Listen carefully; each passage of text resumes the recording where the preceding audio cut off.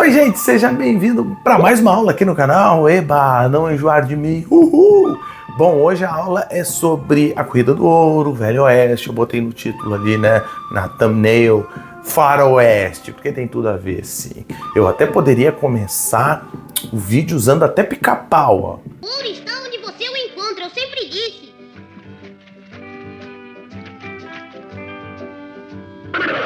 Tá atrás do ouro. Ou posso usar os filmes que meu avô gostava do John Wayne. Olha só.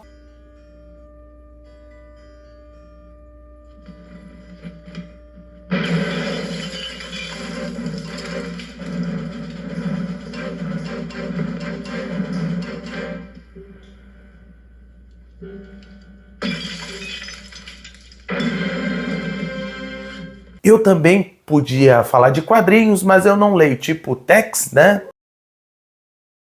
Posso usar filmes mais famosos, como do Russell Crowe, né? Cara, essa cena aí é top demais.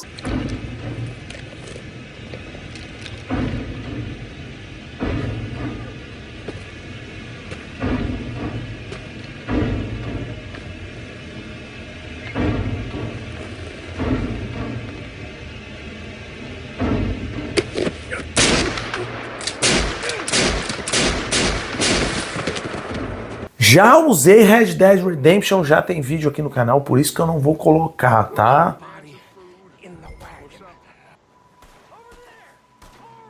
Epa, vamos lá proteger o Dutch. Ih, meu Deus, eu tô meio perdido, não sei atirar direito.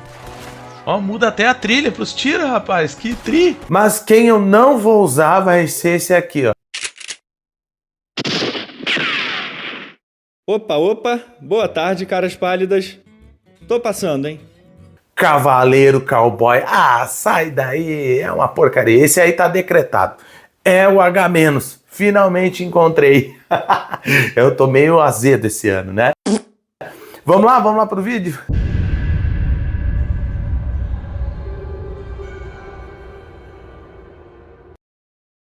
A gente viu lá na aula 1, né, na parte 1 da história dos Estados Unidos, que a consolidação da expansão territorial dos Estados Unidos, mais ou menos como é hoje, tá? O Alasca vem em 1868. Essa consolidação termina em 1848, quando terminam as guerras mexicano-americanas. Os Estados Unidos conquistam um pedação, né? Metade do México. E aí, naquele mesmo ano, né, um agricultor lá, um fazendeiro, tá? Chamado James Marshall, ele vai encontrar ouro em Sutter's Mill, tá? Na Califórnia. O James Marshall, inclusive, não vai querer contar para ninguém, mas o funcionário dele que estava junto espalhou a história para todo mundo, começou a se espalhar esta notícia. Ouro, né? Encontramos ouro na Califórnia. Os relatos chegam para o presidente Polk já em setembro, né? Outubro, e em dezembro ele vai admitir, não, é verdade, tem ouro lá na região. E aí vai começar uma migração, uma corrida para o ouro em massa para a Califórnia. A maior corrida do ouro até então tinha sido para as Minas Gerais, tá? Mas esta aí superou com certeza. E a gente tem o início da corrida do ouro nos Estados Unidos. Aqueles sonhadores, mineradores, né, que vão para a Califórnia em peso, eles vão ficar conhecidos como 49ers, né? Os caras do ano de 1849. Também é conhecido esse episódio aí, né, como 49ers. Os 49ers são um time famoso aí, né, até hoje. Jogaram o Super Bowl, olha só. São Francisco 49ers.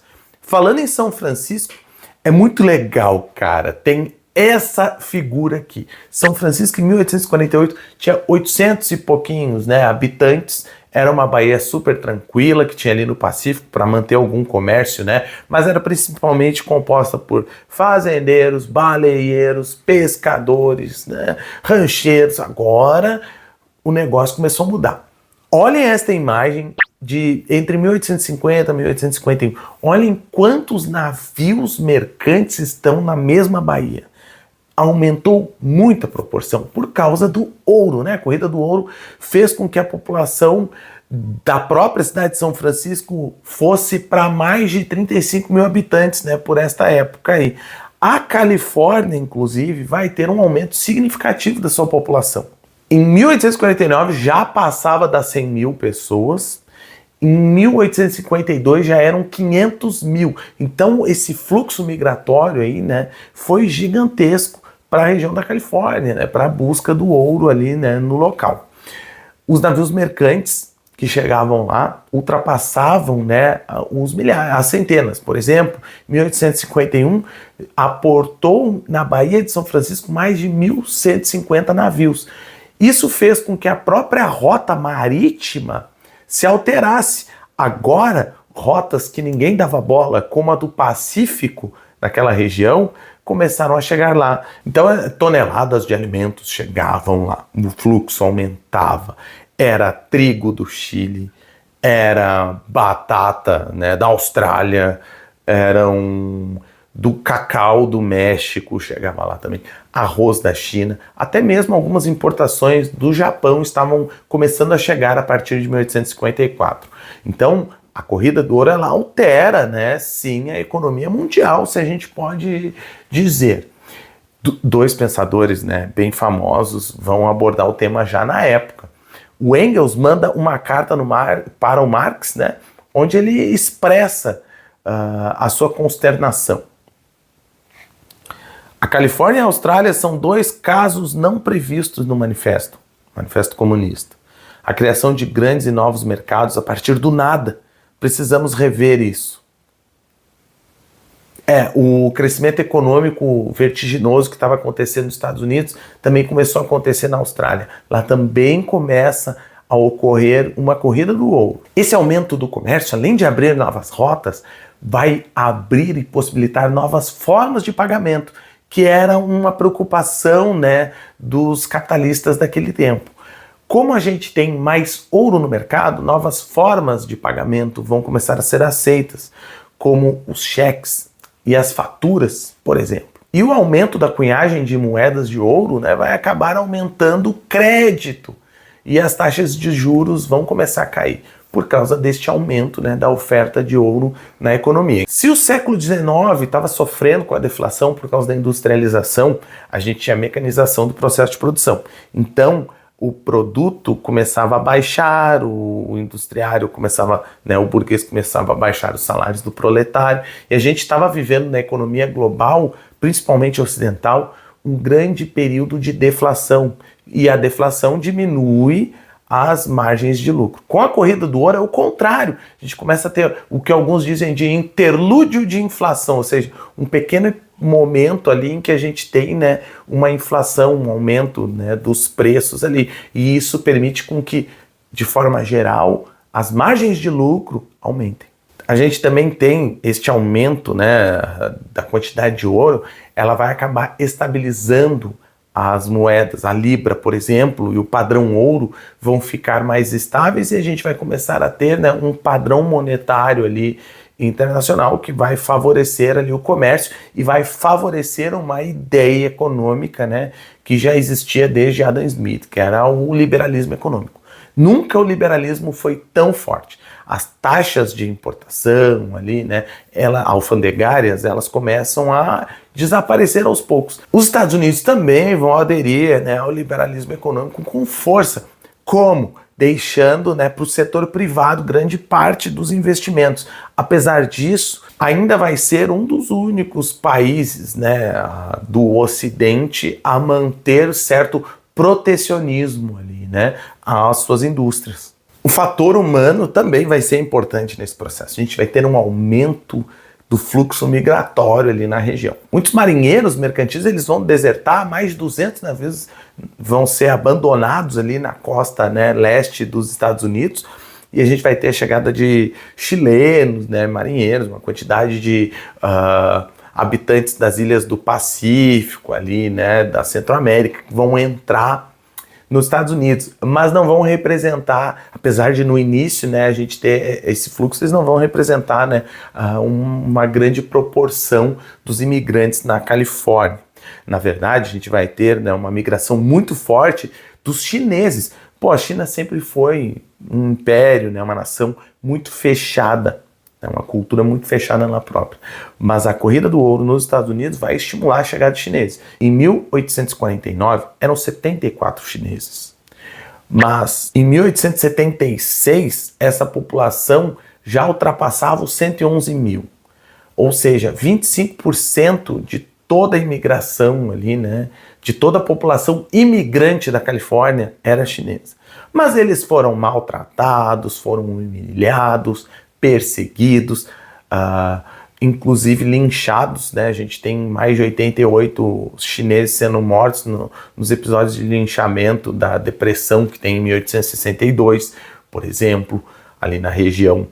E a Chinese Restriction Act, em 1882, vai garantir com que não chegasse mais chinês nenhum, ia proibir a imigração, né, dos chineses ali na região.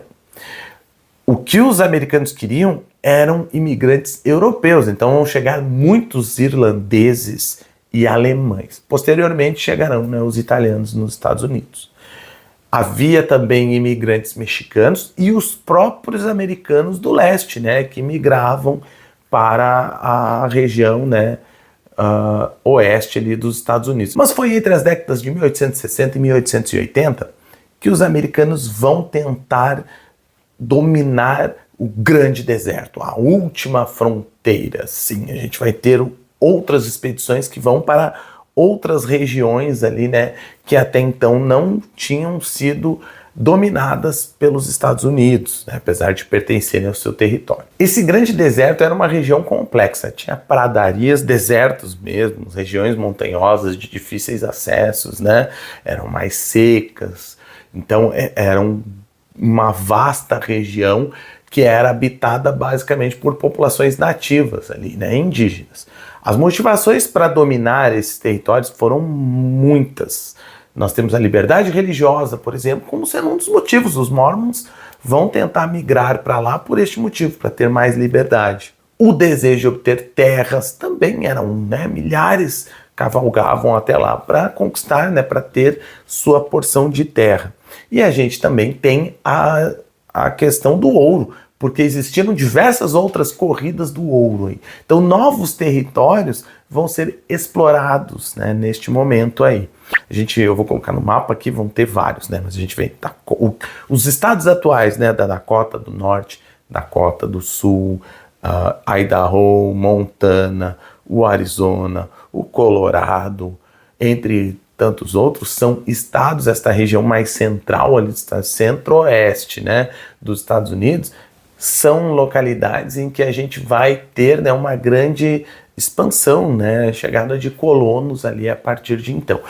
Esta é a região do Velho Oeste, professor? Não, a região do Velho Oeste é este outro mapa aqui que eu vou colocar.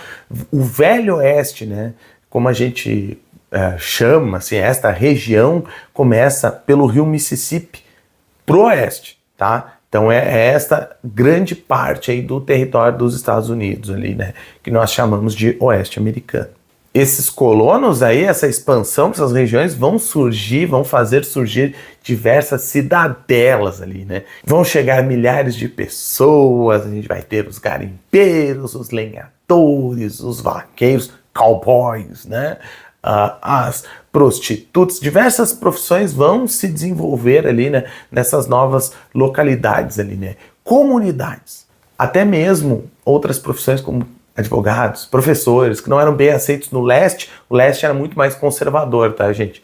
Eles começaram a migrar ali, né, para estas novas regiões aí, né, buscando novos sonhos. O certo é que quando tu vai falar de garimpo é o seguinte, o garimpo, né, a exploração do ouro nas margens dos rios, como a gente chama de aluvião, ela existia num primeiro momento, mas depois ela era transformada numa mineração, tá? E na maioria das vezes, quando a gente não tinha essa transformação do primeiro processo, não dava para explorar mais de forma, né, na forma da mineração, as cidades eram completamente abandonadas e a gente começava a perceber no oeste diversas cidades fantasmas ali, né? Mas quando ocorre o Velho Oeste, o que é de fato, professor?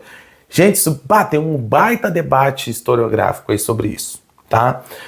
A gente tem a tese da última fronteira, a tese da fronteira ali, que é do Frederick Jackson Turner. Ele vai ser um historiador americano que vai definir que em 1890 nós temos o grande censo ali dos Estados Unidos, né? Ele vai definir que aí, ó, ponto, esse é o fim do Velho Oeste. Vai ser de 1860 até 1890 ali, quando a gente tem o fechamento do censo, e aí é o fim da colonização, né, no oeste e pronto, os Estados Unidos definiram as suas fronteiras. Bom, então basicamente essa historiografia do Turner aí, ela vai ser uma historiografia que vai criar, né, um cidadão americano baseado no modelo europeu que vai se adaptar, né, e vai acabar se transformando por causa desta expansão para o oeste, criando uma nova identidade, uma identidade baseada na produtividade, na devoção à democracia, aceitando, né, o imperialismo, naquele sentimento imperialista que já nascia dentro, né, do americano ali. E era a fronteira o principal elemento, né? É isso, é a criação dessa fronteira. Quando consolida a fronteira, está consolidado o cidadão americano. Esta visão do Turner, ela é bem criticada, ela já está até um pouquinho ultrapassada, apesar de alguns usarem, né? Primeiro, ela é excessivamente etnocêntrica, tá? Várias correntes historiográficas já debateram, né, a visão do Turner ali, que era uma visão da sua época, do seu tempo ali, que ele criou esse imaginário, né, através desta questão aí. A questão do Oeste, para muitos historiadores, não tem uma data final, acontece até hoje, um processo, né, contínuo. O Turner excluiu as mulheres, excluiu as populações negras, as populações indígenas desse processo, as populações latinas também, né, em grande maioria. Ele jogou para fora.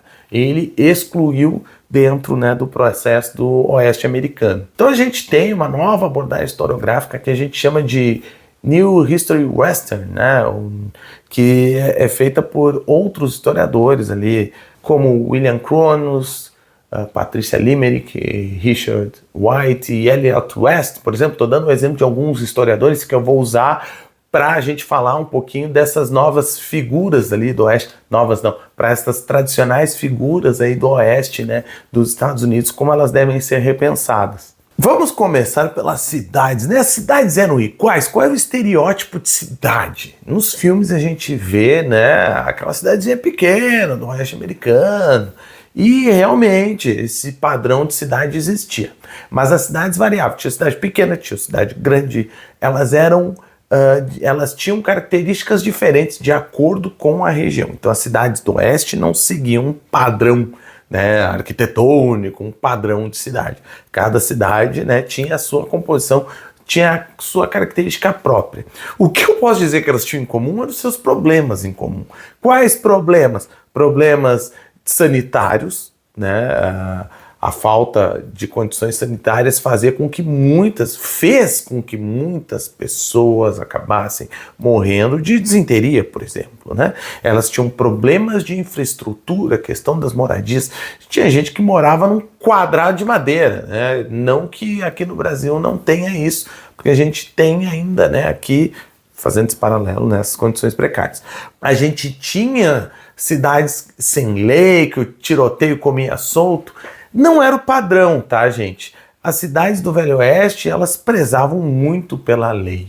Elas prezavam pela ordem, né, pelo cumprimento. Elas eram comunidades que se ajudavam, né? Então, pensem numa cidade do Oeste como uma comunidade, né? Uma comunidade que vai querer viver em ordem, né? Não era tiroteio e uma terra sem lei, como a gente tende a entender olhando alguns filmes, tá? Não, eram, de modo geral, assim, né, lugares, sim, onde havia lei. A lei era adaptada, a forma de cumprir a lei era adaptada de acordo com o lugar e com a sua condição.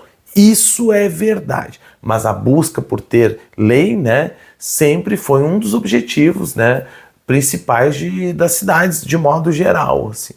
Bom, vamos para os personagens. Olha o xerife, hein? O que é xerife? Vem do inglês, tá? Do inglês britânico, sheriff, que era um chefe do condado. Era um oficial de governo encarregado de cuidar de um condado, tá? Esta é a origem do nome. Nos Estados Unidos, o xerife, né, ele continua, porque muitas vezes eram condados que eram dados a eles, né, a sua responsabilidade. Só que era diferente, o xerife não é só o delegado, o chefe de polícia e tudo mais, né? Como ele é hoje em algumas regiões dos Estados Unidos. Não, ele é uma liderança da comunidade. Então ele podia fazer os julgamentos também, ele tinha atribuições até mesmo na administração local. Não era ele que protegia, o xerife protege todo mundo. Não. Eram feitas, às vezes, patrulhas, grandes patrulhas, né, comunitárias e tudo mais. O xerife está longe de ser o melhor atirador da cidade, por isso que ele estava ali. Não, o xerife era uma liderança comunitária. Pensem desta forma, com diversas funções, né, dentro da sua comunidade. E variadas funções também, né? Mas claro, sem esquecer de garantir a lei e a ordem, tá? Mas o xerife não tem um papel centralizado no herói matador de bandidos. O cowboy é o vaqueiro, né? É isso que significa. Ele foi criado, mitificado como um cara, o homem livre, o cara aguerrido, né? O símbolo do homem americano. Esse é o cowboy, desbravador e tudo mais, né? O cara que lutava no oeste americano, atirava super bem, né, tudo mais. Bom, o cowboy, na verdade, é um pobretão, né, na grande maioria das vezes, acho que nem bota tinha, tá, até isso era difícil. O cowboy é o vaqueiro, ele era mal remunerado, trabalhava um monte, por isso a maioria dos cowboys eram jovens, daí que é cowboy, né, jovens. Esses jovens usavam armas para afugentar os predadores, né, do gado, para afugentar os ladrões também. Mas eles não entravam nas cidades atirando em todo mundo e eram os grandes heróis, os bambambãs. Tem a questão da munição ser cara, das armas, né, não permitirem aquela firulinha lá de atirar em tudo quanto é canto, né? Não era a prática do cowboy, não era ficar atirando. Então o cowboy não é um atirador que se veste como cowboy hoje lá nos Estados Unidos e fica atirando de tudo quanto é forma como se fosse o cara, né? Mas o cowboy foi idealizado desta maneira. O cowboy não é o homem branco, tá? Muitos cowboys eram mexicanos, por exemplo, ou descendentes de mexicanos, eram negros, né? Então atribuir o cowboy à imagem do herói homem branco, né, é uma das consequências daquela produção histórica lá do Turner, né, lá de 1890, que alguns ainda mantêm. Mas não era assim. Tem uma foto que ele era até xerife, esse cara aí, né? E ele era um negro ali. Então, muitos cowboys eram negros. Estima-se que em algumas localidades passava dos 25%, tá bom? Nos filmes, a mulher tem sempre um papel periférico. Ou seja, escanteada, né? Ela só tá ali para alguém proteger ela.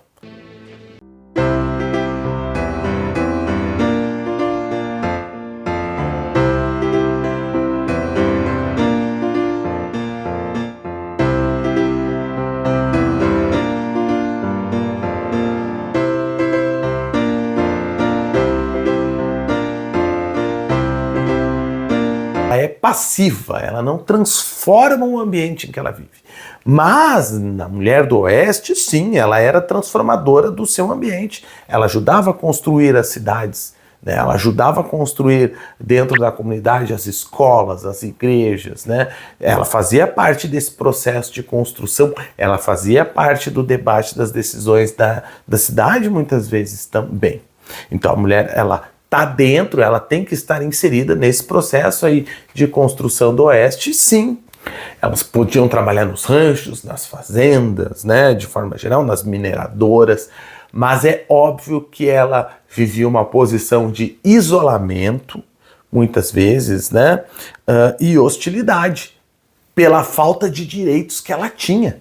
Então, sim, a mulher tem seus enfrentamentos, mas ela não pode ser uma personagem, né, escanteada ali, né, também dessa construção do Oeste americano. Tem personagens famosas, tiveram mulheres famosas do meio do Oeste ali. Diversas mulheres se destacaram. Calamity Jane é uma exploradora famosa do Oeste ali, né? A gente tem, falando em famosa, tem a Anne Oakley, né? Annie Oakley, ela participava dos shows do Buffalo Bill, e que eram shows famosos, tá? Vou botar aqui até um cartaz da época. Não, o Buffalo Bill era um cara que ajudou a espalhar esse mito do Oeste aí, né? Com seus shows, colocando vários indígenas ali, né? E o combate a eles já naquela época. E aí a Annie era uma grande atiradora famosa. Tinham várias atiradoras que trabalhavam para ele e apavoravam o público, né, com as suas destrezas ali. Estes shows da época também criaram a ideia de que o cowboy, o vaqueiro, atirava muito bem e era um grande herói, né? Só para a gente contextualizar. A Sarah Wimenuka, se eu não me engano, esse é o nome, né? Ela é uma ativista indígena também, que vai denunciar as violências impostas às populações indígenas ali durante esse período de exploração ali, né, para o Oeste. Então, sim, tem personagens femininas. Eu podia aumentar a lista ali, né, ainda bastante, porque tem muita personagem feminina importante ali, famosa, deste período aí do Velho Oeste. Tem muitas que são anônimas, né, porque trabalhavam na prostituição. Professor, pois é, né? A gente vê nos filmes, ele tinha bastante prostituição nas cidades, mas as mulheres faziam isso porque queriam. Por que a prostituição era tão grande no Velho Oeste? Primeiro, havia a prostituição, sim, ela era bem extensa, né, no Velho Oeste, talvez muito mais do que no Leste. O Leste era mais conservador, não admitia muito a prostituição. No Velho Oeste tinha uma admissão maior e muitas mulheres, até as donas, né, dos estabelecimentos, elas eram respeitadas e tinham participação na sociedade também. Se aceitava melhor, tá? Era menos conservadora essa sociedade do Velho Oeste, em alguns fatores. A prostituição existia porque tinha uma desproporção muito grande entre homens e mulheres. Isso, claro, né, facilitava a prostituição, né? Mas também, no lado das mulheres, né, havia a falta da oportunidade de trabalho. Muitas não conseguiam emprego, não tinham o que fazer, tá? Estavam isoladas, sozinhas, tinham que sobreviver, não conseguiam, né? E aí eram obrigadas a usar o corpo ali. A ocupação do grande deserto, como a gente chama essa parte aí do Velho Oeste, né, levou a, claro, um encontro mortal entre estes exploradores, estes colonos aí, né, e as populações indígenas. Então a gente vai ter diversos massacres sendo realizados, né, de ambos os lados, porque eles vão entrar em conflito durante este período aí, mais ou menos entre 1860, né, e 1890, 1900, né, é o período do auge ali, né, dos massacres. As populações indígenas, lembrando, elas precisavam de grandes extensões de terra porque a sua cultura era baseada na caça aos bisões, aos búfalos da região.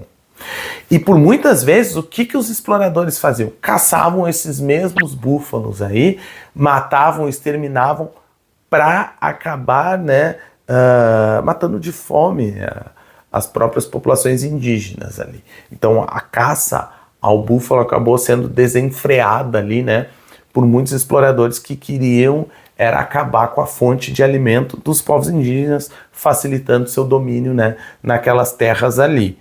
Claro que havia a vingança. Muitos, por exemplo, Siaux, quando capturavam, né, esses caçadores de búfalo, aí, escalpelavam. Escalpelar é tirar, né, o couro cabeludo. Matar a pessoa arrancando o couro cabeludo dela. Porque dizem que leva a uma dor extrema. Claro que os episódios de maior violência sempre partiam daqueles que tinham maior poder bélico, né?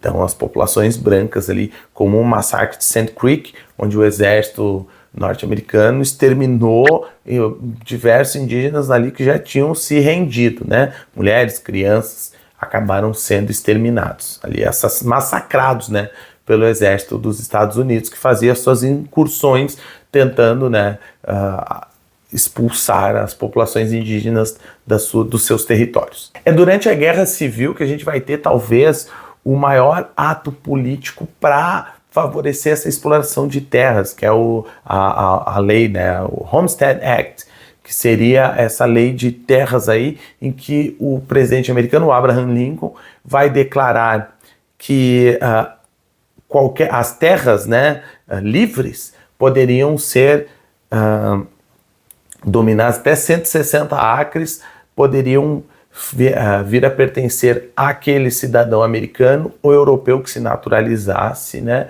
e não tivesse lutado no Sul durante a Guerra da Secessão. Aquele cidadão, aquele homem, tá, a propriedade para o homem, ele poderia possuir até 160 acres de terra e após 5 anos de produção ali naquelas terras, ele ganharia o título de posse, né, do governo.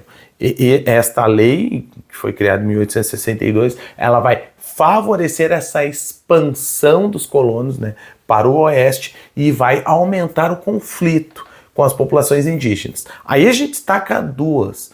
No norte, a gente vai ter um conflito maior, né, com os Siaux. E no sul, no sudoeste, tá?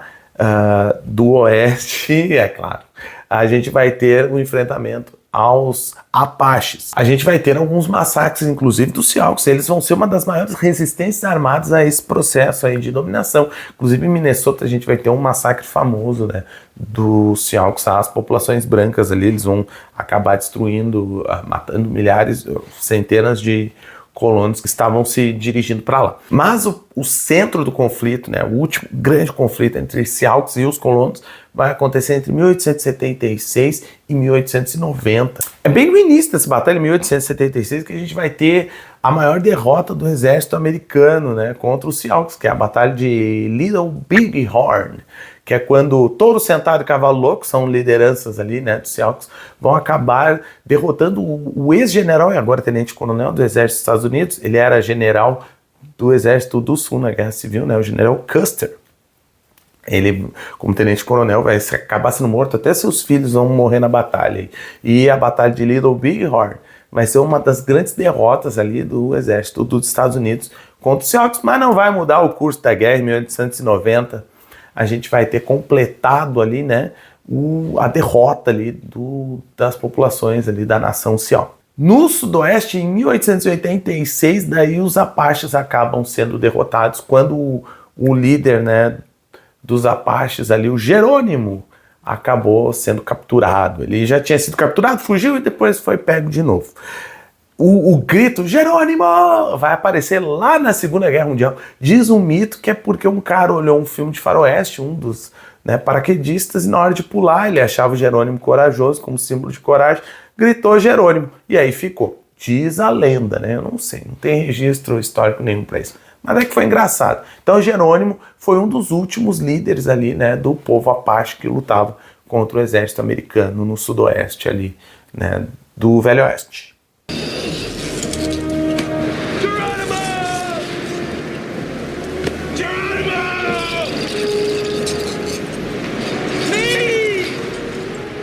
Ah, pois é, gente, muito antes destes povos como os Apaches, né, e os Siaux terem sido derrotados, eles já estavam sofrendo, né, com a dizimação, por exemplo, dos búfalos proposital para acabar com a sua cultura, né? Mesmo aqueles indigenistas que apoiavam, né, os indígenas, apoiavam a sua causa, enxergavam nestes povos culturas inferiores que deveriam ser protegidas. Daí surgem leis bem intencionadas, como a de 1776, que começam a criar reservas para estes povos indígenas aí. Então muitas populações indígenas, né, começam a ser realocadas para reservas. O que tem de mal, senhor? Eles estão sendo protegidos, né? Na verdade, as reservas indígenas, algumas delas tinham certa estrutura, né? E a imposição de escolas protestantes para meio que aculturar essas populações indígenas, né, a nova realidade ali dos Estados Unidos. Mas muitas dessas terras sofriam com um mercado especulativo, então até mesmo as reservas acabaram sendo tomadas. O que a gente tem é a dizimação daquela cultura, né, indígena, o fim, né, de grande parte dela, e dentro das reservas a gente vai acabar tendo a extinção das lideranças indígenas ali, né? Então aquela única forma de resistência dos povos indígenas a partir das suas lideranças, elas acabam sumindo, né, desaparecendo aos poucos. Então não se enganem, porque a reserva indígena, ela não representa algo positivo, né, para as culturas indígenas ali. Assim, as vontades das nações ameríndias acabam sendo suprimidas e as suas autoridades destruídas. Mas o extermínio, né, dos búfalos, sim, eram mais de 60 milhões de cabeças de búfalos antes do século XIX, por volta do século XVIII, estima-se, né? Vão ser, nos Estados Unidos, 500, né, 1.000 cabeças no máximo ali por volta de 1900. A destruição dessas, né, manadas aí dos bisões, né, dos búfalos dos Estados Unidos e a substituição por gado vai ser sistemática. E aí nos invernos de 1885, 1886 e 1887, a gente vai ter um rigor muito grande e muitos desses gados, né, vão morrer nas pastagens, porque eles vivem soltos, né, mas não estão preparados para o clima, morrem, e aí os fazendeiros vão modificar a forma de criar o gado, né? Em vez de criar o gado solto, eles vão cercar, em vez de contratar os cowboys, né, os vaqueiros para trabalhar no manejo do gado, eles vão contratar funcionários fixos para cuidar dessas cercanias aí, para plantar as forragens, né, entre outras coisas, para manter o gado na propriedade. Então, a própria cultura do cowboy começa a desaparecer ali no final do século XIX. A expansão para essas novas terras ali, né, tiveram motivações diferentes, né, conforme eu falei lá no início. Num primeiro momento podia ser religiosa, podia ser em busca do ouro. No segundo momento, com o Homestead Act, né, era para a conquista das novas terras ali, né. Mas a partir de 1860 por aí, até, né, 1900 ali, né, esta conquista de terras, essa expansão de terras é motivada pelas empresas dos transportes, das empresas férreas, né, das estradas de ferro ali. São essas empresas ali das estradas férreas que vão ser as maiores vendedoras de terra para os colonos americanos. É a partir desta relação ali, né, de venda destas terras para os colonos. Mas por que eles queriam vender? Porque eles queriam povoar as suas estações, né, era uma forma de proteção e de valorização também, né, dos seus transportes. Então são as estradas, as empresas, né, esta indústria férrea aí que vai construir as transcontinentais, né, esse conjunto de estradas férreas aí que ligava o leste para o oeste, são essas empresas que motivaram a ida dos colonos para o oeste. É a partir das empresas férreas que a gente vai ter o maior número, né, de vendas de terra, de colonização ali da história dos Estados Unidos até então. Ela supera qualquer outra motivação, seja do ouro, seja da Homestead Act, né? Não, são as empresas de estradas de ferro que vão acabar fortalecendo, né, essa expansão aí para o oeste, muito mais do que as outras formas ali. Então essa é a primeira questão. Tem gente que aponta que o oeste que permitiu o crescimento, né, o surgimento das estradas férreas nos Estados Unidos. Eu acho que é um pouquinho contrário, tá?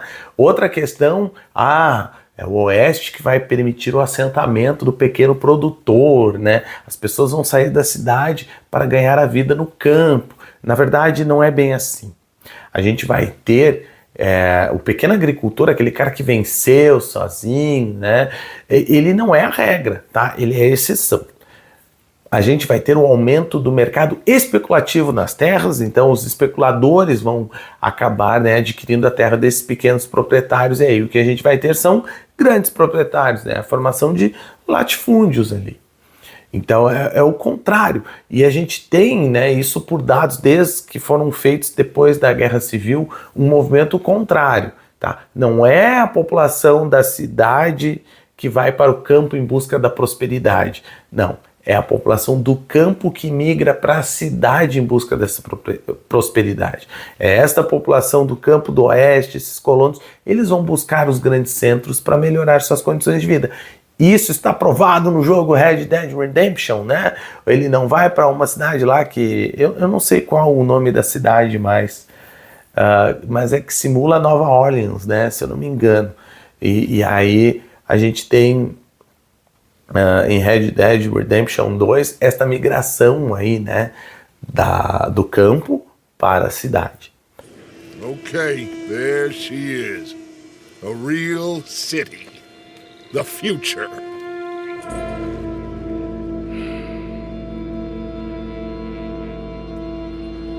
Big cities. They're always repellent. Exactly. Falando em Red Dead Redemption, eu falei que eu não ia abordar esse jogo porque eu abordaria, né, no canal, já abordei aqui, depois eu deixo a lista ali, alguns episódios. Mas eu me lembrei do banditismo. Passou ali, o banditismo não falou dos Jesse James, Billy the Kid, né, ou a trupe toda aí, os famosos. Gente, isso é muito legal, porque o banditismo, né, ele faz parte desta criação mitológica aí do Oeste. O Jesse James, ele era líder de uma gangue, né, James Youngers, e ele vai realizar, sim, diversos assaltos a trilhos, a bancos, né, bem mirabolantes, vai acabar sendo morto por um colega seu na sua própria casa, é verdade, tá? Mas é exceção, né? Eles foram popularizados pelos jornais, pela literatura da época, né? Que romantizavam esses bandidos aí. O Billy the Kid, por exemplo, o que ele vai fazer? Ele vai ser preso, ele foge, mata os guardas, né? E aí o Pat Garrett, se não me engano, que é um delegado que vai atrás dele, persegue e mata ele. O nome dele não era Billy the Kid, mas por ele morrer com 21 anos, ele vai acabar ganhando, né, esse apelido aí. Como eu disse, é graças a Buffalo Bill, aos shows, né, como os de Buffalo Bill, que a gente vai ter espalhado pelo Oeste americano toda essa cultura aí, né, quase mítica sobre os heróis, os bandidos aí do Oeste. Além desses banditismos aí que foram espalhados, né, pelo Buffalo Bill, a gente tem uma história famosa, pelo menos essa eu deixo aqui, tá? Que é de OK Corral, né, de Tombstone, onde a gente tem os irmãos Earp, que são 3 irmãos, tem um nome meio confuso ali, né, e o Doc Holliday. 4 carinhas, né, na cidade de Tombstone, eles queriam manter a ordem ali na comunidade. E aí 3 cowboys irmãos vão chegar lá na cidade e vão desafiar a autoridade deles. E aí eles vão acabar fazendo um duelo, né, neste curral, OK Corral, né, que era o nome ali. 3 irmãos vão acabar morrendo, os cowboys vão acabar sendo assassinados, tá?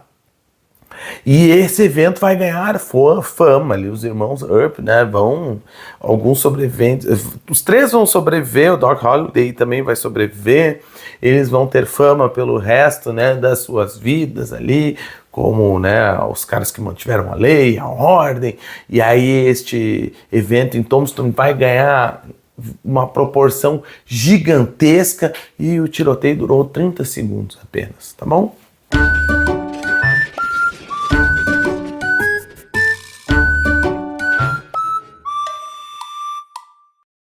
Ike, Billy Clanton e Tom McClaury. São esses nomes dos irmãos ali que acabaram, dos cowboys que desafiaram a autoridade, né, local e acabaram morrendo. O tiroteio deu 30 segundos, fim, e acabou. Não teve mais nada além disso. Isso resume o Oeste americano. E chega, né? Chega por hoje, gente. Muito obrigado. Eu espero que vocês tenham gostado. Comentem, se inscrevam, tá? Não entendeu? Daqui a pouquinho eu coloco o link que eu tô, né, melhorando o blog aí para vocês, colocando um monte de referências ali, né? Tá bem legal. Então é isso, tá? Chega. Muito obrigado. Tchau, tchau.